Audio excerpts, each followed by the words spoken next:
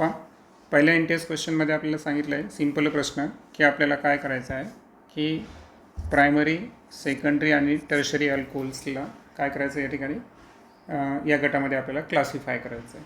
बरोबर. आता पहिल्या स्ट्रक्चरमध्ये तुम्हाला माहीत आहे की हे टर्शरी चेन जरी असेल परंतु आपला जो अल्कोहोल आहे तो 1 नंबरच्या कार्बनला अटॅच आहे. दॅट्स वाय कशामध्ये येईल या ठिकाणी?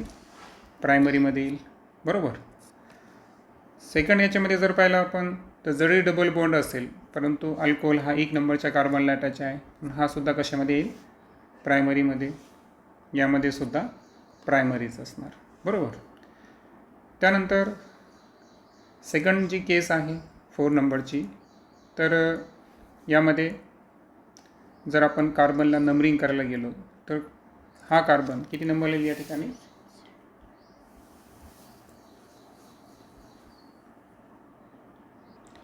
सो 1 आणि 2 नंबरला OH अटॅच आहे म्हणून हा सेकंडरीमध्ये येईल.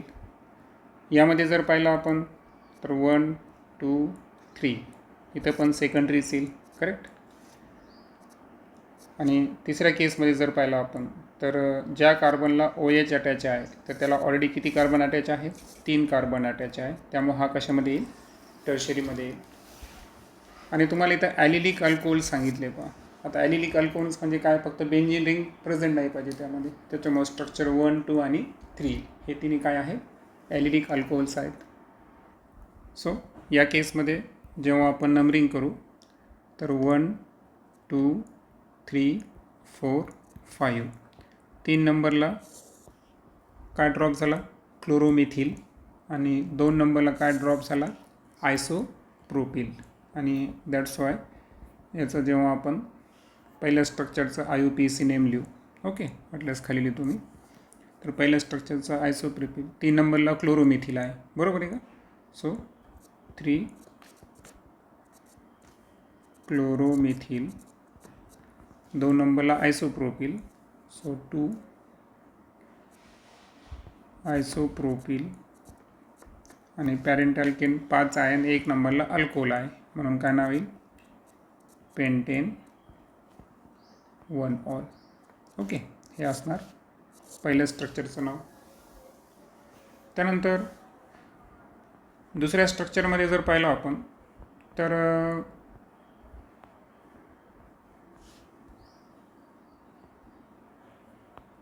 यामध्ये OH ग्रुप 2 आहेत आपल्याकडे. करेक्ट. मग OH ग्रुप 2 असताना 1, 2, 3, 4, 5 आणि 6. तर याच्यामध्ये काय झालं की 5 नंबरला पण मिथिल आलेला आहे आपल्याकडे आणि 2 नंबरला पण मिथिल आलेला आहे. बरोबर आहे का? 2 मिथिल आपण ड्रॉप केले पण अल्कोहोलसुद्धा किती आलेले आहेत? 2 आलेले आहेत. 2 अल्केल असल्यावर पॅरेंट अल्केनचं काय होतं? रिटेन होतं. बरोबर ना? आणि म्हणून जे सेकंड स्ट्रक्चर आहे तर सेकंड स्ट्रक्चरमध्ये 2 आणि 5 नंबरला मिथिल आहे. सो या ठिकाणी काय येईल? 2, 5 2 मिथिल असल्यामुळं डायमिथिल. ओके. सर्व ठिकाणी कार्बनला 6 बॉन्ड आहेत, सिंगल बॉन्ड आहेत 6, म्हणजे 6 कार्बनमध्ये. सो दॅट्स वाय काय नाव येणार? हेक्झेन. पण हेक्झेनचा रिटर्न का करायलो? कारण 2 अल्कोहोल प्रेझेंट आहे आपल्याकडे. बरोबर. 1 नंबरला OH आहे आणि 3 नंबरला पण OH आहे. सो या ठिकाणी काय घेणार आपण? 1, 3. त्यामुळे हा रिटेन झाला. बरोबर.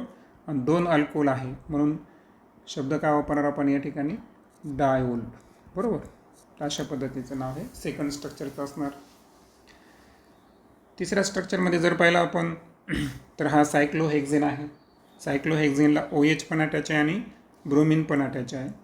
डेफिनेटली OHला आपण 1 नंबर देणार आणि ब्रोमिनला किती देणार? 3 नंबर. 3 नंबरला ब्रोमिन आहे म्हणून याचं नाव काय घेणार आपण? 3 ब्रोमो. आता सायक्लोहेक्झेन आणि अल्कोहोल त्याला अटॅच आहे त्याच्यामुळं अल्कोहोलचा 1 नंबर मेन्शन करायची गरज आहे का? नाही. दॅट्स वाय सायक्लोहेक्झेनॉल जरी लिहिलं आपण तरी चालतं. आणि ह्याला चौथं स्ट्रक्चर. तर चौथ्या स्ट्रक्चरमध्ये अल्कोहोल पण आहे आणि डबल बॉन्ड पण आहे. पण बरोबर ना? मग आता अशा वेळेस काय करायचं आपल्याला की नंबरिंग जी आहे OHची, तर OH डबल बॉन्डकडूनच जवळ आहे, बरोबर. त्यामुळे नंबरिंग 1 2 3 4 5 6. तर 3 नंबरला अल्कोहोल आला आणि 1 आणि 2मध्ये डबल बॉन्ड आलेला आहे आणि 6 कार्बन आहेत. 6 कार्बन असल्यामुळं काय घेणार आपण, हेक्स. डबल बॉन्ड 1 आणि 2मध्ये आहे. Lowest number of carbon atom 1. Alkyne असल्यामुळं EN. आणि त्यानंतर अल्कोहोल किती नंबरला आहे, 3 नंबरला. सो 3OL असं नाव आहे. आणि जे 5वं स्ट्रक्चर आहे, तर 5व्या स्ट्रक्चरमध्ये सुद्धा आपण जर पाहिलं तर OH प्रेझेंट आहे पहा, आणि डबल बॉन्ड पण प्रेझेंट आहे, बरोबर. तर दोन्हीकडून सेमच यायला. दॅट्स वाय इथं आपण काय करणार, 1 2 3 4 असं दिलं तरी चालतं. मग यामध्ये 2 नंबरला ब्रोमिन आणि 3 नंबरला काय, मिथिल. पण अल्फाबेटिकली ब्रोमिन अगोदर येतो, बरोबर. म्हणून काय लिहिणार इथं आपण, 2 ब्रोमो 3 मिथिल, बरोबर. आणि मूळ चेन किती कार्बनची आहे, 4. पण डबल बॉन्ड आहे, 4 कार्बन असल्यामुळं बट, बरोबर. किती इन येईल, 2 इन. आणि अल्कोहोल किती नंबरला आहे, 1 नंबरला, म्हणून 1 ऑल. आता लक्षात घ्या की जे आपल्याला काय करायचं आहे की आपल्याला या पद्धतीचे अल्कोहोल्स प्रोड्यूस करायचे आहेत, बरोबर आहे का. आणि यांच्यासाठी आपल्याला काय करायचं आहे, एक रिॲक्टंट दिलेला आहे. तो रिॲक्टंट कोण आहे, मिथॅनॉल. आता मिथॅनॉलचा फॉर्म्युला काय आहे, HCHO, ज्याला आपण फॉर्मल्डिहाइडसुद्धा म्हणतो. तर हा काय आहे, मिथॅनॉल. आता एक लक्षात ठेवायचं आहे की जेव्हा ग्रिग्नार्ड्स रिएजंटमध्ये आपल्याला माहिती आहे 2 टप्पे असतात, एक ड्राय इथर आणि त्यानंतर वॉटरसोबत रिॲक्शन, बरोबर. अशा 2 टप्प्यामध्ये ग्रिग्नार्ड्स रिएजंटचं काय असतो, स्ट्रक्चर असतो. आता ग्रिग्नार्ड्स रिएजंटची आपण इथं जर जनरल अभिक्रिया पाहिली तर जनरल अभिक्रिया काय असते माहिती आहे का, मिथॅनॉलसोबत जर आपल्याला घ्यायची असेल तर ती असणार आपली RMgX. याची रिॲक्शन आपल्याला कोणासोबत करायची आहे, HCHO सोबत करायची आहे, बरोबर. आणि यामध्ये ड्राय इथरच्या प्रेझेन्समध्ये अगोदर काय होतो, एक कॉम्प्लेक्स तयार होतो, बरोबर. मग आता हे कॉम्प्लेक्स तयार होताना काय होणार की ग्रिग्नार्ड्स रिएजंटचं जी चेन आहे, ओके, तर या चेनला या ठिकाणचा जो हा ग्रुप आहे, हा ग्रुप या ठिकाणी अटॅच होतो, CH2. आणि त्यानंतर O जे आहे, तर या ओला 2 जण अटॅच असतात. एक असतो Mg आणि एक असतो X, हॅलाइड ग्रुप. आणि त्यानंतर ही रिॲक्शन H+ आणि OH- यांच्या प्रेझेन्समध्ये होऊन फायनली जर पाहिलं आपण तर इथे फॉर्मेशन होईल RCH2OH. आणि प्रोडक्ट कोण बाहेर पडतील की इथे जो Mg आहे तर याला एक ग्रुप अटॅच होतो OH आणि दुसरा ग्रुप कोणता अटॅच होतो, X, बरोबर. तर हा झाला आपला ग्रिग्नार्ड्स रिएजंटचा पॅटर्न. आता हे पॅटर्न लिहिणं का आवश्यक आहे, कारण या पॅटर्नमुळे आपल्याला कळतं आहे की ॲक्च्युअल जो फॉर्मल्डिहाइड आहे ना, हा पुढे चलून CH2OH हे ऑक्युपाय करणारच आहे, बरोबर. म्हणजे हा जो फॉर्मल्डिहाइडचं एक वैशिष्ट्य आहे की हा पुढे चलून एक CH2 या ठिकाणी द्यायला, आणि OH तर बाय डिफॉल्ट रिॲक्शनमधून भेटणार आहे, कारण तर H+ आणि OH- आहे. म्हणजे याचा अर्थ काय झालेला आहे की जेव्हा आपल्याला मूळ स्केलेटन शोधायचं आहे तर मूळ स्केलेटन काय सोडून शोधायचं, आपल्याला CH2OH सोडून शोधायचं आहे. मग आता या रिॲक्शनमध्ये जर आपण गेलो वरच्या, तर वरच्या रिॲक्शनमध्ये मला सांगा, CH2OHला जर आपण सोडून दिलं तर उरलेलं जे स्केलेटन आहे ते स्केलेटन कोणतं आहे, CH3CH बरोबर आहे का. मग सरळ तुम्ही आन्सर लिहू शकता की CH3CH हे स्केलेटन CH2OH सोडून आहे. मग डायरेक्ट तुम्ही याला काय करणार, Mg आणि ग्रिग्नार्ड्स रिएजंट जे सुटेबल कोणता एक हॅलोजन घेऊन टाका. समजा मी या ठिकाणी ब्रोमिन घेऊन टाकलं, करेक्ट. तर हे जे स्केलेटन काढलं तर या स्केलेटनला तुम्ही कॅरी करा, हा प्रोडक्ट या ठिकाणी तयार होणार. क्लिअर. सेकंड एक्झाम्पलमध्ये सुद्धा आपल्याला काय करावं लागेल या ठिकाणी की तुम्हाला जी सायक्लोहेक्झेन दिलेलं आहे तुम्हाला, बरोबर आहे का, आणि त्याला CH2OH अटॅच आहे, करेक्ट. आता इथे मला सांगा, आता मी जे तुम्हाला एक ट्रिक दिली या रिॲक्शनवरून, तर इथंच तुमचा विषय संपला होता की हा CH2OH इथं ड्रॉप झालेला आहे. आता सायक्लोहेक्झेन आपल्याला घ्यायचं आहे का, त्याला अटॅच होताना एक हायड्रोजन कमी करावा लागतो. सायक्लोहेक्झेनचा फॉर्म्युला काय आहे, C6H12, बरोबर आहे ना. मग या ठिकाणी आपला रिॲक्टंट कोण असणार सांगा मग. हां, या ठिकाणी आपला रिॲक्टंट असणार C6H11, बरोबर आहे. आणि त्याला काय अटॅच असणार मग या ठिकाणी, MgBr.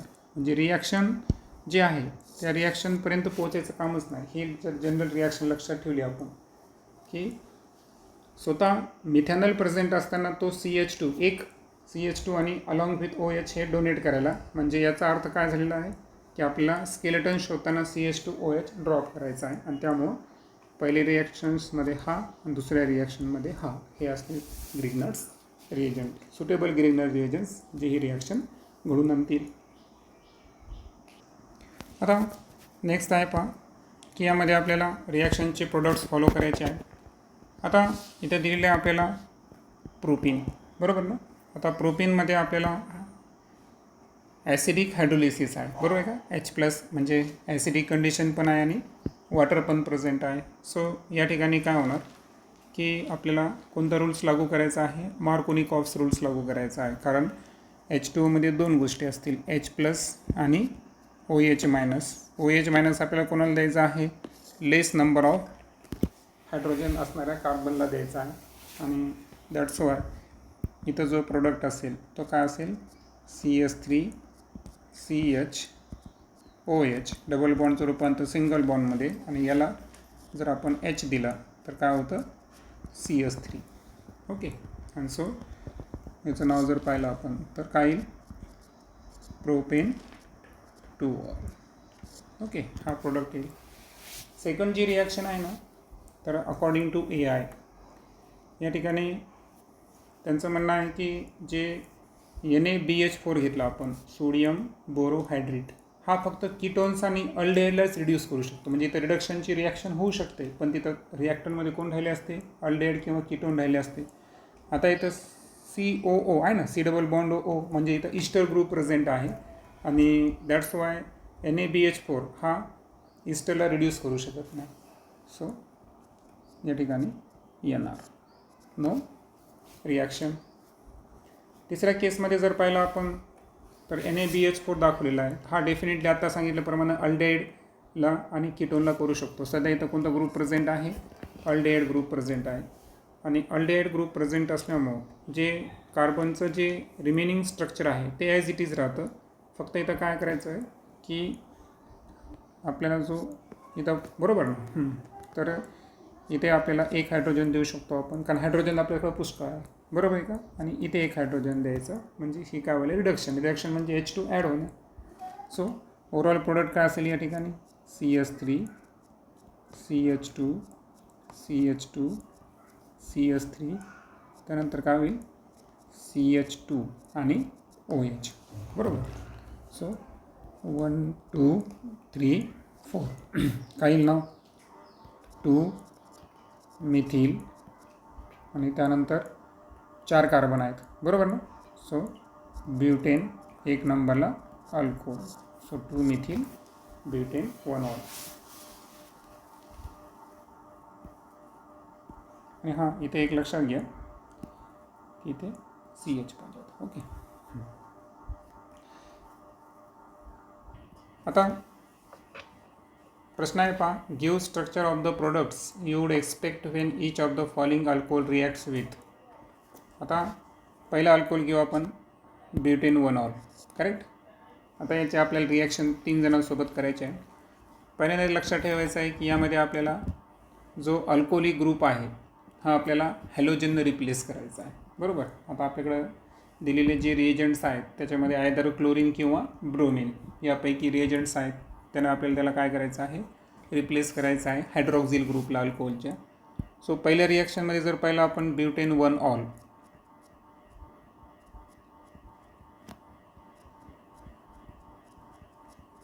करेक्ट, पुढेच येईल ना, ब्युटेन 1 ऑल. तर या ब्युटेनॉल ऑलच्या आपल्याला 3 रिॲक्शन पाहायचे आहेत. ओके, वाटल्यास मग आपण काय करू, याला अशा पद्धतीने करू, चालतं ना. तर पहिली रिॲक्शन आपल्याला कोणासोबत पाहिजे आहे, HCl किंवा झिंक क्लोराईडसोबत पाहिजे आहे, बरोबर. दुसरी रिॲक्शन आपल्याला HBr सोबत पाहिजे आहे आणि तिसरी रिॲक्शन आपल्याला SOCl2 थायोनिल क्लोराईडसोबत पाहिजे आहे. आता हा जो HCl झिंक क्लोराईड आहे ना, तर याचं दुसरं नाव तुम्हाला माहीत आहे, काय आहे, हा ल्युकस रिएजंट आहे, बरोबर. आता ही एक स्लो रिॲक्शन आहे आणि यामध्ये प्रायमरी जे अल्कोहोल्स आहेत तर त्या संदर्भातली ही रिॲक्शन आहे, कारण आपल्याकडे आलेला अल्कोहोल हा प्रायमरी अल्कोहोलच आहे. आणि मग इथं जे प्रोडक्ट तयार होईल ना, तर तुम्हाला माहीत आहे की तुम्हाला OHला काय करायचं आहे, फक्त Clनं रिप्लेस करायचं आहे, कारण यामध्ये हॅलोजन कोण आहे, Cl. आणि सो याचा प्रोडक्ट जो असेल तो असेल CH3, CH2 किती टाईम्स आहे, 3 टाईम्स आहे, म्हणून असं लिहू शकतो आपण याला. आणि OHच्या ऐवजी काय घ्यायचं आहे, Cl. आणि म्हणून तयार झालेला जो प्रोडक्ट आहे तो आहे 1-क्लोरोब्युटेन, करेक्ट. सो 1-क्लोरोब्युटेनचं इथं फॉर्मेशन झालं. सेकंड जी रिॲक्शन आहे तर यामध्ये सुद्धा OHला हाच रिप्लेस करणार, त्यामुळं जो प्रोडक्ट आहे तर फक्त इथं क्लोरीनच्या ऐवजी कोण यायला या ठिकाणी, ब्रोमिन यायलं, म्हणून डायरेक्ट प्रोडक्टचं नाव लिहिलं जमल ना. सो प्रोडक्टचं नाव काय असेल, 1-ब्रोमोब्युटेन, बरोबर. आणि तिसऱ्यामध्ये हॅलोजन कोण आहे, क्लोरीन आहे, त्यामुळं जो पहिला प्रोडक्ट होता तोच आपला तिसरा पण असणार, त्यामुळं याचं नाव लिहू आता, काय असणार, 1-क्लोरोब्युटेन. ओके, सो अशा पद्धतीचे हे प्रोडक्ट्स आहेत. सेकंड जी रिॲक्शन आहे यामध्ये आपल्याला 2-मिथिल-ब्युटेन-2-ऑल दिलेला आहे, बरोबर. सो अगोदर आपण ब्युटेन-2-ऑल काढून घेऊ. ओके, म्हणजे ॲक्च्युअल 2 नंबरला अल्कोहोल आहे आणि मिथिल पण आहे ना. ओके, सो CH3, CH2 आणि या कार्बनला कोण कोण द्यायचं आहे, CH3 पण द्यायचं आहे आणि OH पण द्यायचं. संपलीन त्याची FCD, इथे येईल CH3 आहे स्ट्रक्चर, बरोबर. सो हे आहे 2-मिथिल-ब्युटेन-2-ऑल. आणि यामध्ये सुद्धा आपल्याला तेच 3 आहेत, बरोबर. पहिला आहे HCl झिंक क्लोराईड, दुसरा आहे HBr आणि तिसरा आहे SOCl2. आता यामध्ये सुद्धा जे आहे प्रत्येक वेळेस फक्त तुम्हाला काय करायचं आहे, OHला पहिल्या केसमध्ये क्लोरीन, दुसऱ्या केसमध्ये ब्रोमिन आणि तिसऱ्या केसमध्ये क्लोरीन याने रिप्लेस करायचं आहे, बरोबर. आणि म्हणून जी सेकंड रिॲक्शन आहे, सेकंड रिॲक्शनमध्ये ब्रोमिन संदर्भात काय होईल, इथं 2-ब्रोमो काय तयार होईल या ठिकाणी, 2-ब्रोमो, बाकी 2-मिथिल ॲज इट इज राहील. आणि चेनमध्ये किती कार्बन असतात आपल्या, 4 कार्बन आहे, त्यामुळं काय नाव येईल, ब्युटेन, बरोबर. हे झालं HBr सोबतचं. आणि राहिला प्रश्न कोणासंदर्भात, की पहिला आणि तिसरा, बरोबर ना. तर यामध्ये क्लोरीन संदर्भात तयार होईल, बरोबर. सो या ठिकाणी कोणता प्रोडक्ट असेल, 2-क्लोरो 2-मिथिल-ब्युटेन, बरोबर. असे प्रोडक्ट या ठिकाणी तयार होतील. आता जे पुढे आपल्याला धरलं आहे, प्रश्न दिलेला आहे की predict the major product of acid catalyse dehydration of. यामध्ये पहिला रिॲक्टंट दिला आहे 1-मेथिल-सायक्लोहेक्झेनॉल. ओके, सो हे आहे सायक्लोहेक्झेन, करेक्ट. एकच नंबरला मिथिल आणि OLसुद्धा एकच नंबरला आहे. सो या ठिकाणी आपण काय करू, CH3 अटॅच करू आणि OH अटॅच करू, चालेल. सो हा झाला 1-मेथिल-सायक्लोहेक्झेनॉल. आता यामध्ये आपल्याला रिॲक्शनचा टाईप सांगितला आहे ॲसिड कॅटेलाइज डिहायड्रेशन, बरोबर ना. शब्द काय दिलेला आहे, ॲसिड कॅटेलाइज डिहायड्रेशन दिलेला आहे. आणि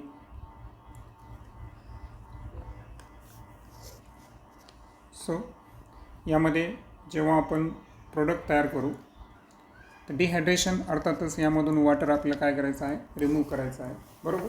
आणि हा ॲसिड कॅटेलाइज आहे. आणि सो जी आता सायक्लोहेक्झेन आहे ती रिंग ॲज इट इज राहील, बरोबर. आता लॉस कशाचा होणार आहे हे आपल्या इथं समजून घ्यायचं आहे की इथला जो कार्बन आहे ना हा ओएचचा लॉस करणार, बरोबर. इथला जो कार्बन आहे तो कशाचा लॉस करणार, हायड्रोजनचा लॉस करणार. आणि 1 आणि 2 मध्ये काय तयार होणार, या ठिकाणी डबल बॉन्ड तयार होणार, बरोबर. सो 1 आणि 2 मध्ये आपण डबल बॉन्ड तयार करू.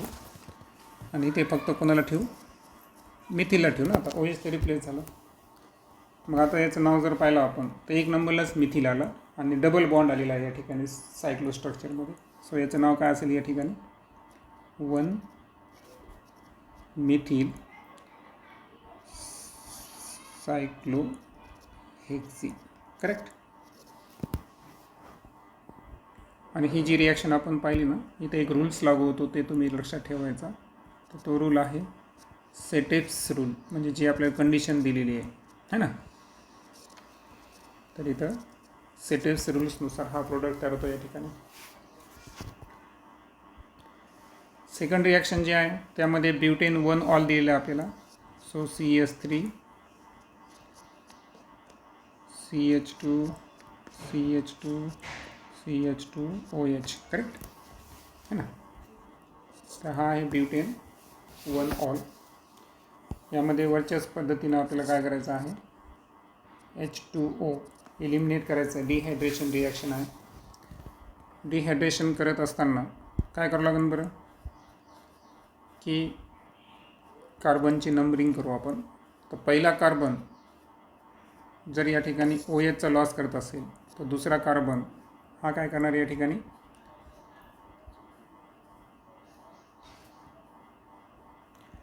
आणि सेकंड कार्बन हायड्रोजनचा लॉस करून इथं बट 1 इंचं फॉर्मेशन होईल आपल्याला असं वाटतं, पण हे वाटणं चुकीचं आहे.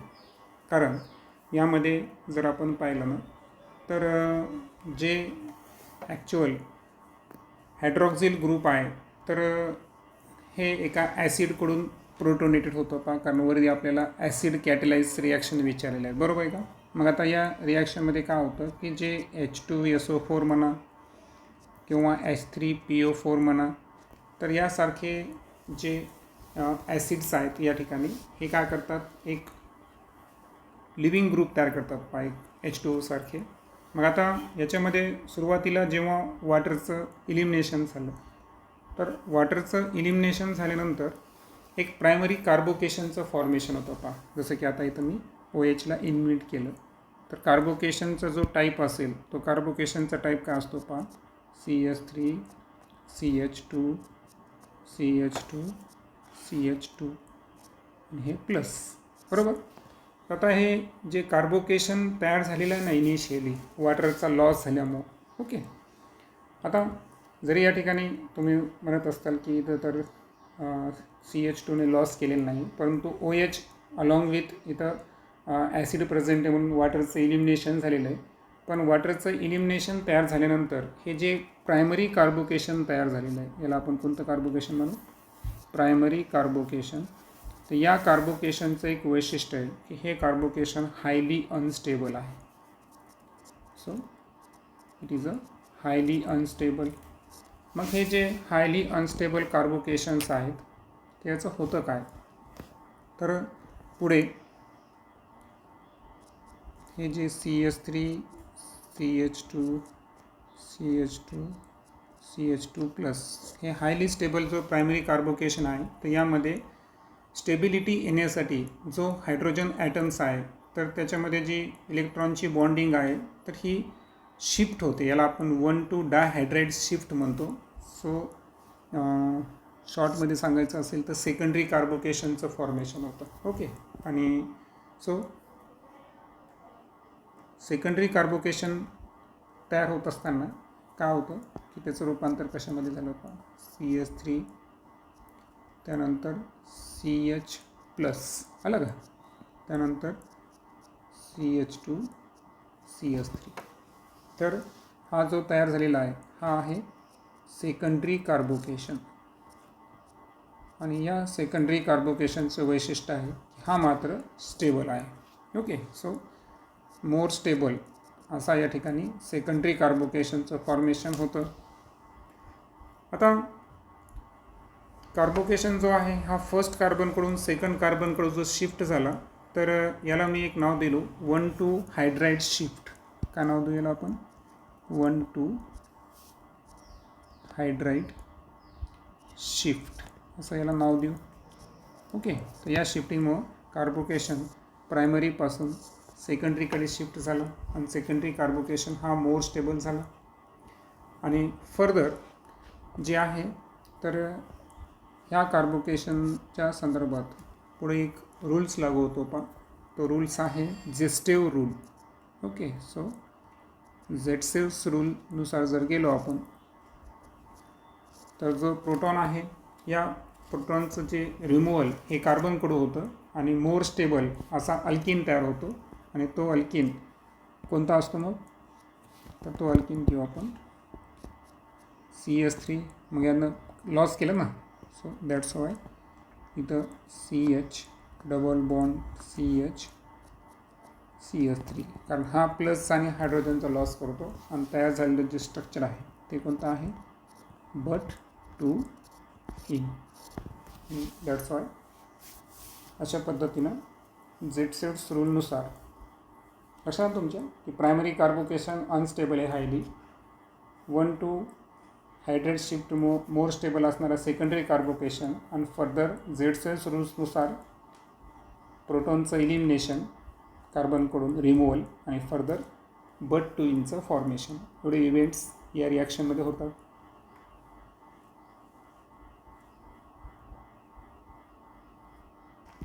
आता पुढच्या रिॲक्शनमध्ये आपल्याला विल्यमसन सिंथेसिस प्रोसेसनं 2-इथॉक्सी-3-मिथिल पेंटेन याचं फॉर्मेशन करायचं आहे. मग आपल्याकडे आहेत इथेनॉल आणि दुसरं आहे 3-मिथिल पेंटेन 2-ऑल. आता एक लक्षात ठेवायचं की ज्या विल्यमसन सिंथेसिस रिॲक्शन आहेत ना, त्याला बेस्ट ॲप्रोच करण्यासाठी आपल्याला लागतात प्रायमरी अल्किल हॅलाइड्स आणि दुसरं लागतं सेकंडरी अल्कॉक्साईड. ओके, मग आता मला सांगा, हा जो सेकंडरी 3-मिथिल पेंटेन 2-ऑल हे जे अल्कोहोल दिसतं ना, याचं रूपांतर आपल्याला कशामध्ये करावं लागेल? सेकंडरी अल्कॉक्साईडमध्ये करावं लागेल. ओके, आणि सेकंडरी अल्कॉक्साईडमध्ये रूपांतर करण्यासाठी याची रिॲक्शन आपल्याला कोणासोबत करावं लागेल? सोडियमसोबत करावं लागेल. मग सोडियमसोबत करावं लागेल. हे एक झाला ट्रेंड. इथेनॉल जे आहे तर इथेनॉल आपल्याला लागत नाही आहे, तर इथेनॉलचं रूपांतर विल्यमसन सिंथेसाइजमध्ये सेकंडरी अल्कॉक्साईडसोबत लागतो प्रायमरी अल्किल हॅलाइड. मग प्रायमरी अल्किल हॅलाइड लागतो याचा अर्थ इथेनॉलचं रूपांतर आपल्याला कशामध्ये करावं लागेल? अल्किल हॅलाइडमध्ये करावं लागेल. आणि हे अल्किल हॅलाइड्स कसे पाहिजे? आपले प्रायमरी अल्किल हॅलाइड्स पाहिजे, बरोबर. मग आता हे करण्यासाठी मग एखादा अल्किल हॅलाइड्सची रिॲक्शन आपल्याला इथेनॉलसोबत करावं लागेल. आणि समजा आपण त्या ठिकाणी रिॲक्शन कोणासोबत केली? HBr सोबत केली. मग आता एक एक प्रोडक्ट आपण तयार करू. तुम्हाला माहिती आहे की इथेनॉलची रिॲक्शन जर HBr सोबत झाली तर अशा वेळेस काय तयार होईल बरं? की इथेनॉलचं जी स्केलेटल आहे ते ॲज इट इज राहील, CH3 CH2 इथिल ग्रुप. आणि अल्कोहोलला कोण रिप्लेस करणार या ठिकाणी? ब्रोमिन रिप्लेस करणार, बरोबर. इकडे आपल्याला सेकंडरी अल्कॉक्साईड तयार करायचं आहे. मग सेकंडरी अल्कॉक्साईड तयार करत असताना 3-मिथिल पेंटेन 2-ऑलचं स्ट्रक्चर आपलं क्लिअर पाहिजे. पहा, सर्वात महत्त्वाचं 5 कार्बन आहे आणि सेकंड नंबरला अल्कोहोल आहे आणि 3 नंबरला मिथिल आहे. सो स्केलेटन कसं असणार त्याचं? CH3 CH2, 3 नंबरला मिथिल ग्रुप घ्यायचा आहे, सो CH3, करेक्ट. त्यानंतर 2 नंबरला अल्कोहोल म्हणून CHला काय द्यायचं आहे? OH आणि फायनल आहे CH3. आता याची रिॲक्शन Na सोबत करायची आहे, म्हणजे Hच्या ऐवजी काय घ्यायचं आपल्याला? Na घ्यायचा आहे, बरोबर ना. म्हणजे अल्कॉक्साईड ग्रुप तयार करायचा आपल्याला. मग हे अल्कॉक्साईड ग्रुप तयार करत असताना काय होईल सांगा structure? CH3 CH2 CH2 CH3 CH. फक्त हा जो H आहे याचं एलिमिनेशन करायचं, म्हणजे हाफ हायड्रोजन म्हणून तो बाहेर पडेल आणि ओला डायरेक्ट O- Na+ झाला. O- Na+ या ठिकाणी तयार झाला आणि फर्दर आहे CH3. तर हा जो इथं प्रोडक्ट तयार झाला आपल्याकडे तर हा याचं नाव असेल पहा. ॲक्च्युली यामध्ये पण मिथिल 3 नंबरलाच आहे, बरोबर आहे. 3 मिथिल, त्यानंतर 5 कार्बन आहे म्हणून याचं नाव काय असणार, पेंटेन. आणि 2 नंबरला अल्कोक्साईड ग्रुप प्रेझेंट आहे, बरोबर आहे का. सो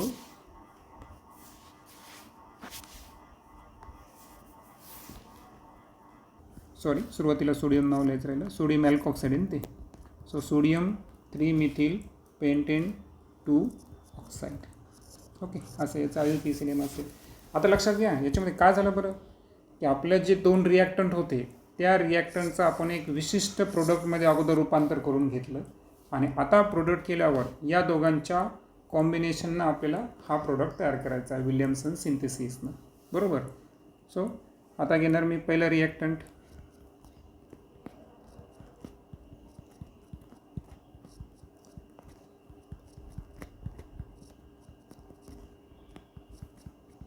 बरोबर.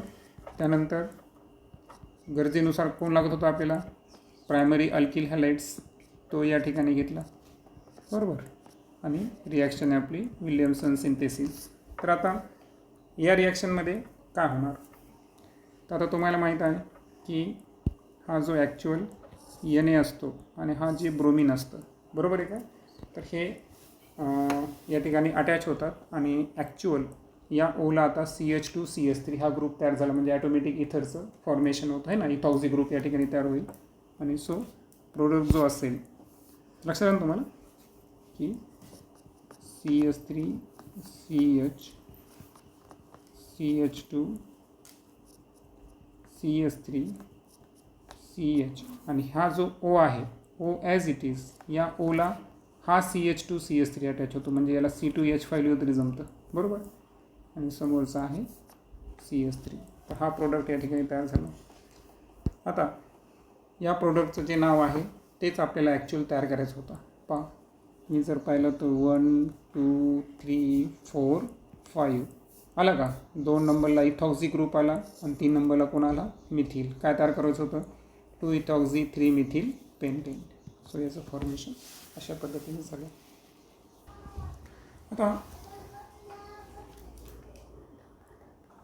आता पुढच्या प्रश्नामध्ये आपल्याला काय करायचं आहे पहा, की एक अप्रोप्रिएट सेट रिॲक्टंटचा शोधायचा आहे, की ॲक्च्युअल आपल्याला तयार करायचं आहे 1 मिथॉक्सी 4 नायट्रोबेन्झीन. ओके. सो 1 नंबरला आपल्याला मिथॉक्सी ग्रुप, म्हणजे प्रोडक्ट काय आपला, लक्षात घ्या की आपला प्रोडक्ट आहे ही बेन्झीनची रिंग आहे. तर 1 नंबरला मिथॉक्सी ग्रुप पाहिजे आपल्याला, बरोबर. 4 नंबरला कोण पाहिजे, नायट्रो. आता दोन्ही रिॲक्शनमध्ये जर पाहिलं तर नायट्रो ग्रुप ऑलरेडी प्रेझेंट आहे, बरोबर. त्याची काही अडचण नाही. फक्त प्रश्न असा आहे की पहिला जो सेट आहे तर यामध्ये ब्रोमिनच्या ऐवजी OCH3 आणि दुसरा जो सेट आहे यामध्ये Na ऐवजी कोण यायला पाहिजे, या ठिकाणी CH3 यायला पाहिजे, है ना. अशी कंडिशन आहे आपल्याकडे. मग आता प्रश्न असा आहे की या 2 सेटपैकी कोणता अप्रोप्रिएट सेट आहे, तर त्याचं आन्सर आहे पहा, जो आपला सेट 2 आहे ना हा. आता याच्या मागचे रिझन आपण समजून घेऊ, की हे जे मिथिल ब्रोमाइड आहे ना, तर हा मिथिल ब्रोमाइड या रिॲक्शनमध्ये काय फॉलो करतो, SN2 मेकॅनिझम. की प्रायमरी अल्किल हॅलाइड जे आहेत हे काय करतात, SN2 मेकॅनिझम या ठिकाणी फॉलो करतात. आणि दुसरं म्हणजे की हे जे प्रायमरी हॅलाइड्स आहेत ना, तर हे न्यूक्लिओफिलिक सबस्टिट्यूशन रिॲक्शन संदर्भात कसे आहेत, highly reactive. Okay. So they are the highly reactive to nucleophilic substitution, NS देतो मी याला, न्यूक्लिओफिलिक सबस्टिट्यूशन रिॲक्शन. आणि दॅट्स वाय हा एक इफिशियंट पाथवे आहे. पण सेट 1 का नाही, त्याचं पहिलं कारण जर पाहिलं तर हे ॲरिल हॅलाइड्स आहेत, बरोबर ना. बेन्झीनच्या रिंगला ऑलरेडी हॅलोजन प्रेझेंट आहे. आता ॲरिल हॅलाइडचं एक वैशिष्ट्य आहे पहा, की ॲरिल हॅलाइड जे आहेत ना, तर हे ॲक्च्युअल हे do not undergo nucleophilic substitution reaction. So त्यांचं पहिलं वैशिष्ट्य आहे डू नॉट अंडरगो NS, नजर सर नाही तर त्या न्यूक्लिओफिलिक सबस्टिट्यूशन इझिली. आणि त्याचं कारण जर पाहिलं तर हा जो कार्बन आहे तर या कार्बनवर काय प्रेझेंट आहे बरं, partial double bond character present असतात, बरोबर. आणि partial double bond character present असल्यामुळं त्या ठिकाणी जो CPR बॉन्ड आहे तर रेझोनन्स इफेक्ट बरोबर. त्याच्या व्यतिरिक्त रेझोनन्स इफेक्ट झाला पार्शियल डबल बॉन्ड कॅरेक्टर जो आहे त्याच्यामुळं. दुसरी एक गोष्ट म्हणजे की त्या ठिकाणी इलेक्ट्रॉन डेन्सिटी जी आहे ती हाय असते. सो हाय इलेक्ट्रॉन डेन्सिटी बरोबर, हे झालेले पॉईंट्स आहेत आपले. तर हाय इलेक्ट्रॉन डेन्सिटी जी आहे तर त्यामुळं बेंझिन रिंग काय करते माहिती आहे का, की जे आता हा स्वतःचा निगेटिव्ह चार्ज काय आहे जास्त आहे ना, मग इनकमिंग न्यूक्लिओफाईलला ते काय करणार या ठिकाणी रिपल करणार, म्हणजे त्यांना प्रतिकर्षण करणार. म्हणून रिपल्स म्हणजे ते प्रतिकर्षण करतात, दूर लोटतात. कुणाला? न्यूक्लिओफाईलला. न्यूक्लिओफाईलला दूर लोटत असल्यामुळे या ठिकाणी ती रिॲक्शन घडून येत नाही. आणि राहिला प्रश्न की इथं ॲडिशनलमध्ये काय प्रेझेंट आहे, नायट्रो ग्रुप प्रेझेंट आहे बरोबर आहे का. आता नायट्रो ग्रुपचं काम काय असतं, बेंझिनच्या रिंगला ॲक्टिवेट करणे बरोबर आहे का. आणि दॅट्स वाय सांगितल्याप्रमाणे जे सेकंड सेट आहे तर यामध्ये रिॲक्शन जास्त अप्रोप्रिएटली होईल. आता पहिल्या रिॲक्शनमध्ये आपल्याला प्रोडक्ट फाउंड करायचे आहेत सगळ्यांमध्ये. तर इथे जर तुम्ही मानलं पहा, इथं मिथॉक्सी ग्रुप आहे, इथे HBr आहे. आता यामध्ये एक लक्षात ठेवायचं की इथे सुद्धा कोणतं मेकॅनिझम फॉलो होणार आहे, SN2 मेकॅनिझम फॉलो होणार आहे. आणि जे ब्रोमाइड आयन आहे ना तर हा काय करतो माहिती आहे का, स्टेरिक हिंड्रन्स मूव. पहा शब्द लक्षात ठेवत जा, स्टेरिक हिंड्रन्स. तर स्टेरिक हिंड्रन्स इफेक्टमुळं हा ब्रोमिन काय करतो माहिती आहे का, की अशा अल्किल ग्रुपला अटॅक करतो की ज्याच्यामध्ये कमी कार्बनची संख्या असेल. जसं की इथं जर पाहिलं तर प्रोपिल आहे आणि इकडं कोण आहे, मिथिल आहे. तर हा ब्रोमिन कोणाला फेवर करतो, मिथिलला फेवर करतो बरोबर. आणि मग राहिला कोण या ठिकाणी, हा हायड्रोजन. तर हा हायड्रोजन या ठिकाणी CH3 CH2 CH2 जी प्रोपिल आहे तर त्याच्या ऑक्सिजनसोबत अटॅच होऊन अल्कोहोलचं फॉर्मेशन करेल. आणि म्हणून या ठिकाणी काय असेल, पहिला product CH3 CH2 CH2 OH म्हणजे काय झाला, प्रोपेन 1 ऑल बरोबर. आणि त्यानंतर CH3 सोबत Br ला अटॅच केला आपण. सो काय तयार झाला तो मिथिल ब्रोमाइड किंवा त्याला ब्रोमोमिथिन म्हणा तुम्ही. सेकंड रिॲक्शन जी आहे तर यामध्ये सुद्धा कॉन्सन्ट्रेट H2SO4 आणि कॉन्सन्ट्रेट HNO3 वरची रिॲक्शन राहिली HBrच्या प्रेझेन्समध्ये आहे. तर आता जो आपण ट्रेंड पाहिला तोच ट्रेंड बरोबर आहे का. इथं काय होणार की C2H5 हा कोणाला अटॅच होणार, Brला. सांगायची गरज नाही ना, काय तयार होईल इथं ब्रोमोइथेन. आणि बेंझिनच्या रिंगला OH अटॅच झाला म्हणजे इथं कोणाचं फॉर्मेशन झालं, फेनॉलचं बरोबर. सो बेंझिनची जी रिंग आहे तर याला डायरेक्ट O आणि हा H का तयार झाला या ठिकाणी, फेनॉल तयार झाला. आणि जे इथिल ग्रुप होता C2H5 याला कोण अटॅच झाला, ब्रोमिन. तिसरी जी रिॲक्शन आहे त्याच्यामध्ये दोन पाच सेम रिॲक्शन आपल्याला झालेली आहे H2SO4 आणि HNO3 सोबत बरोबर. तर अशा रिॲक्शनमध्ये तुम्हाला माहीत आहे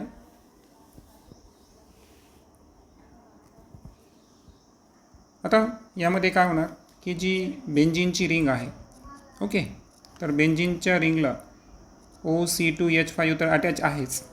पण पहिल्या याच्यामध्ये ऑर्थो पोझिशनला या ठिकाणी कोणता ग्रुप अटॅच होणार, नायट्रो ग्रुप अटॅच होणार ओके. सो एकदा आपल्याला काय करायचं आहे, ऑर्थो पोझिशनला नायट्रो ग्रुप अटॅच करायचा आहे. त्यानंतर पुन्हा एक बेंझिनची रिंग घेऊ बरोबर, त्यामध्ये सुद्धा OC2H5 आणि इथं आपल्याला काय करायचं आहे, पॅरा पोझिशनला NO2 अटॅक करायचा आहे.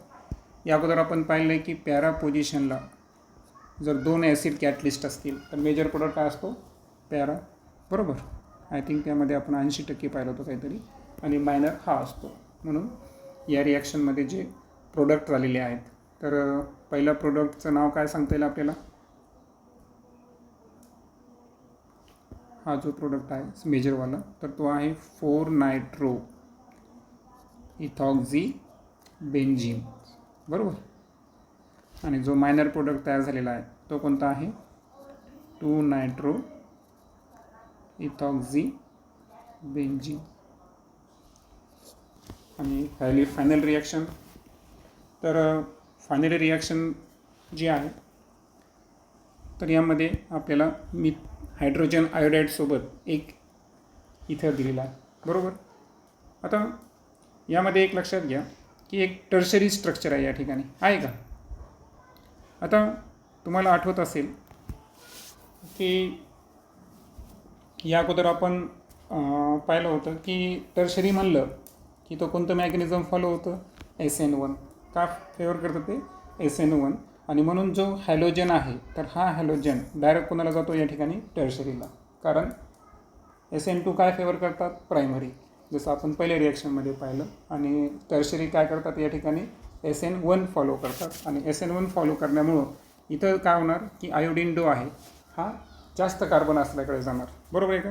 तर that's why highly stable tertiary carbocation असतात, SN1 मॅकॅनिझम या ठिकाणी फॉलो व्हायला. म्हणून या रिॲक्शनचे जे प्रोडक्ट्स आहेत, तर पहिला प्रोडक्ट काय असेल आपला की CH3 3 टाइम्स या कार्बनला कोण अटॅच झाला या ठिकाणी, आयोडीन, टर्शरी ब्युटिल आयोडाईड म्हणून आपण याचं फॉर्मेशन झालं. आणि राहिला C2H5O, याला H भेटेल, सो इथं फॉर्म्युला होईल C2H5 इथेनॉलचं. तर या ठिकाणी आपलं all in test question alcohol and फिनॉलचे संपतात.